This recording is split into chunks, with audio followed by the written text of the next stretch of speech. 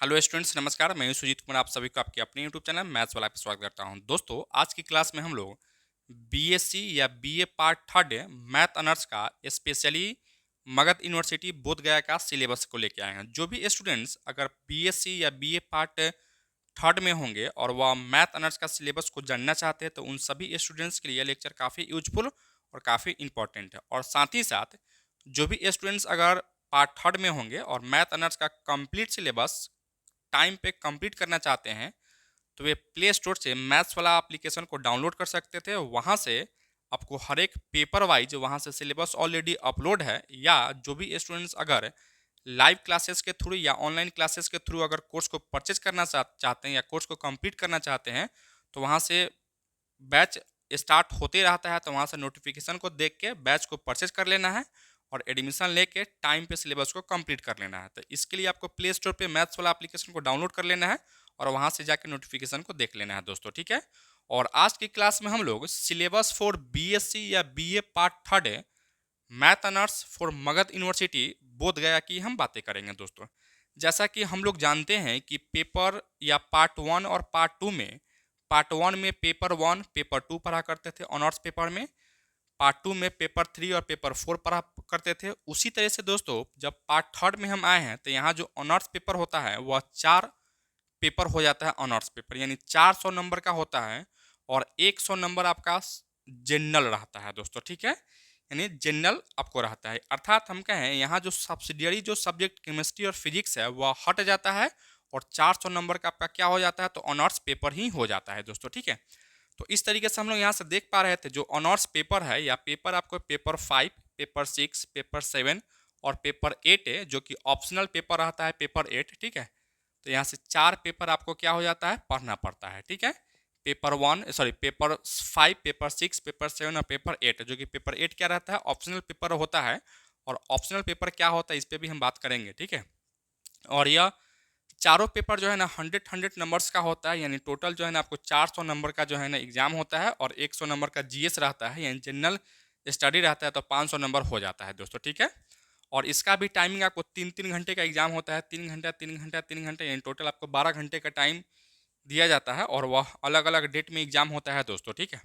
और इसका भी सेम कंडीशन है जैसा कि पार्ट वन में और पार्ट टू में जो कंडीशन था, आपको टोटल नंबर ऑफ क्वेश्चन 12 पूछे जाते थे, ठीक है। और आंसर आपको यानी 6 क्वेश्चन का आंसर आपको देना होता था, जिसमें एक क्वेश्चन आपको कंपलसरी रहता था जो कि आपको 20 नंबर का होता था और ऑब्जेक्टिव क्वेश्चन होता था, ठीक है।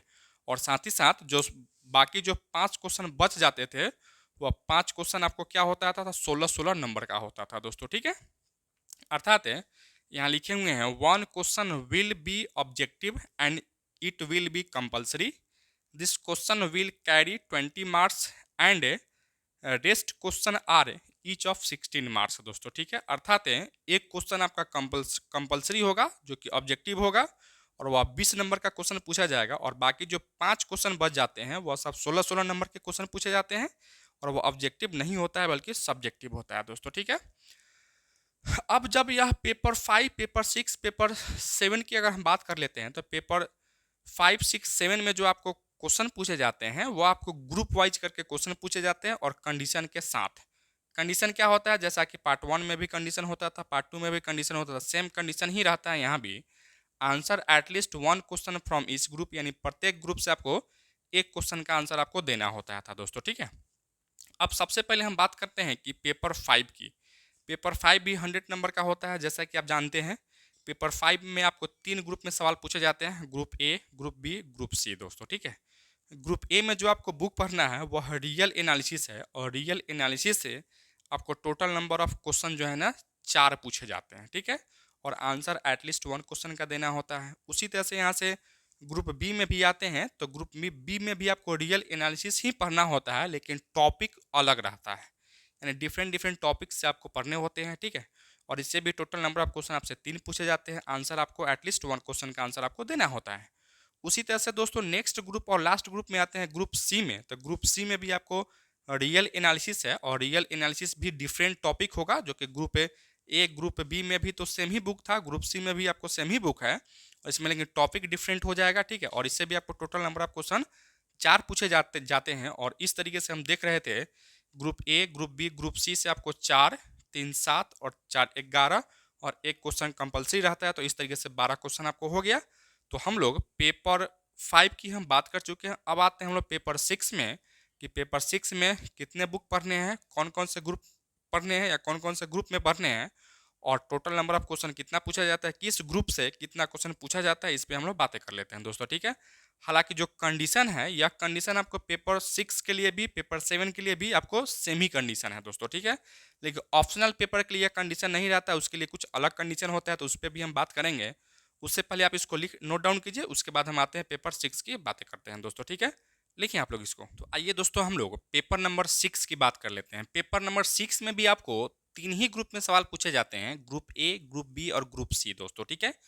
ग्रुप ए में जो आपको बुक पढ़ने हैं वह एब्स्ट्रैक्ट अलजेब्रा है, और एब्स्ट्रैक्ट अलजेब्रा में जो टॉपिक से आपको सवाल पूछे जाएंगे वह है आपको ग्रुप थ्योरी, यानी ग्रुप थ्योरी ग्रुप ए में आपको पढ़ना है, ठीक है। और इससे भी आपको टोटल नंबर ऑफ क्वेश्चन आपसे 3 पूछे जाते हैं, ठीक है। और साथ ही साथ ग्रुप बी में आते हैं, तो ग्रुप बी में आपको एब्स्ट्रैक्ट अलजेब्रा ही पढ़ना है, यानी बुक दोनों का सेम ही है लेकिन टॉपिक दोनों का अलग है। इसमें आपको रिंग थ्योरी पढ़ना है दोस्तों, ठीक है। और रिंग थ्योरी से आपको टोटल नंबर ऑफ क्वेश्चन आपसे 4 पूछे जाएंगे, और आंसर एटलीस्ट 1 क्वेश्चन का आंसर आपको देना है, जो कि ऊपर में कंडीशन जो था आपको गिवन में कंडीशन दिया गया था, वही कंडीशन आपको यहाँ भी रहेगा दोस्तों, ठीक है। इसी तरह से बच्चों आते हैं ग्रुप नंबर सी में। तो ग्रुप नंबर सी में एक अलग बुक पढ़ना है जिसका नाम है लीनियर अलजेब्रा, और लीनियर अलजेब्रा से आपको टोटल नंबर ऑफ क्वेश्चन 4 पूछे जाते हैं, और आंसर एटलीस्ट 1 क्वेश्चन का आंसर आपको देना होता है। इस तरीके से हम लोग पेपर 6 के group A, group B, group C की अगर हम बात करते हैं तो इसमें आपको 2 ही बुक पढ़ना है, एक एब्स्ट्रैक्ट अलजेब्रा और एक लीनियर अलजेब्रा आपको पढ़ना है। और इसमें भी आपको जो है ना 11 क्वेश्चन पूछे जाते हैं, और एक क्वेश्चन तो आपको कंपलसरी ही रहता है, तो इस तरीके से 12 क्वेश्चन आपसे हो जाते हैं दोस्तों, ठीक है।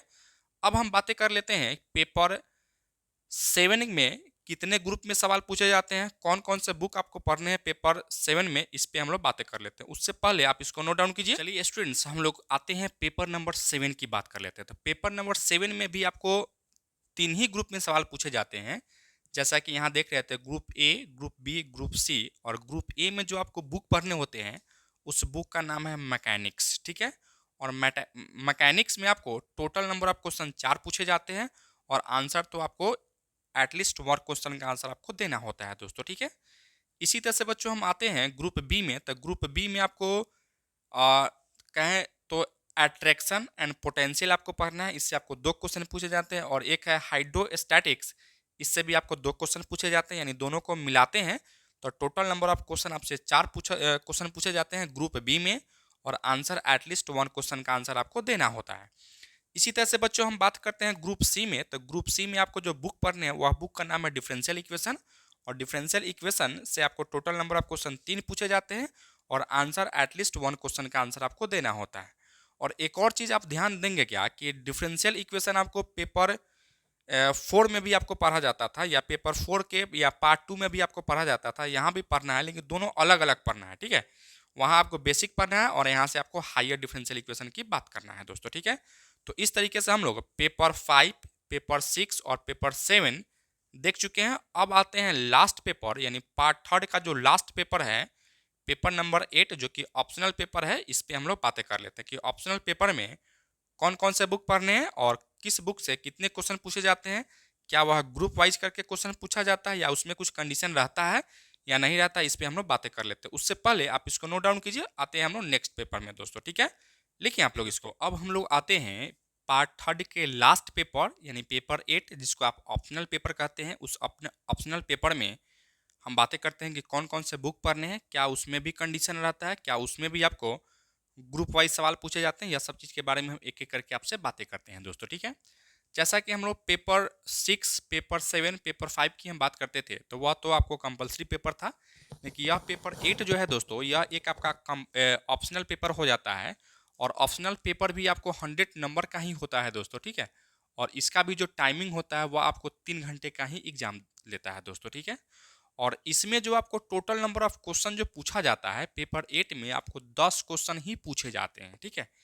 10 क्वेश्चन ही आपसे क्या किए जाते हैं, तो पूछे जाते हैं।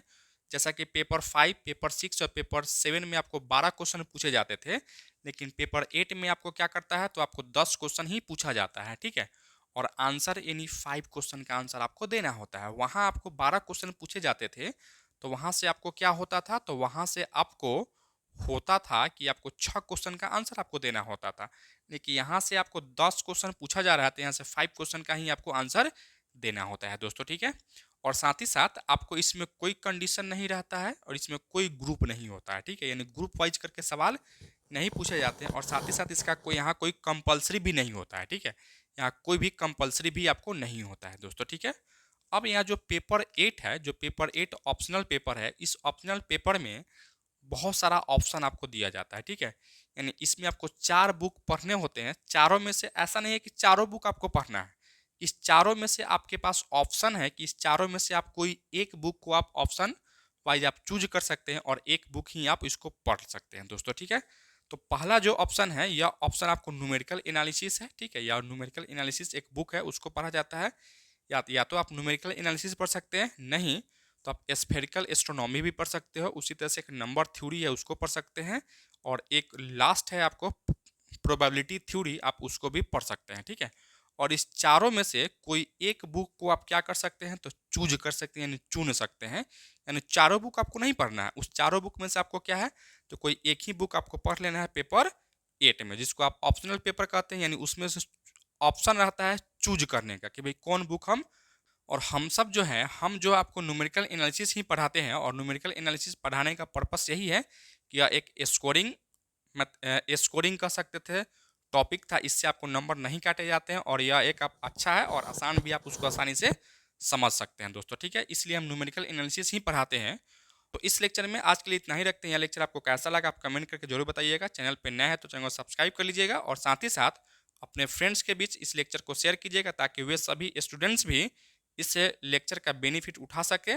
और साथ ही साथ जो भी स्टूडेंट्स अगर चाहते हैं कि बीएससी पार्ट 3 या पार्ट 2 या पार्ट 1 का कंप्लीट सिलेबस घर बैठे सही ढंग से और प्रॉपर वे में सिलेबस को कंप्लीट करना, तो मेरा एक मैथ्स वाला एप्लीकेशन को प्ले स्टोर से डाउनलोड कर लेंगे और वहाँ से उस एप्लीकेशन पे आपको हर एक टॉपिक वाइज या कहें हर एक बुक वाइज या हर एक पेपर वाइज वहाँ से सिलेबस ऑलरेडी अपलोडेड है। यह तो आप वहाँ से कोर्स को परचेज करके सिलेबस को कंप्लीट कर सकते हैं। या जो बच्चे चाहते हैं कि लाइव क्लासेस के थ्रू हम सिलेबस को कंप्लीट करें, तो नोटिफिकेशन आप देखते रहिएगा, बैचेज स्टार्ट होते रहते हैं, तो आप बैच को ज्वाइन कर सकते हैं। जब भी बैच स्टार्ट हो तो आप ज्वाइन करके एडमिशन ले सकते हैं और वहाँ से कंप्लीट सिलेबस कंप्लीट कर सकते हैं दोस्तों, ठीक है। तो आज के लेक्चर में इतना ही। Thank you so much for watching this.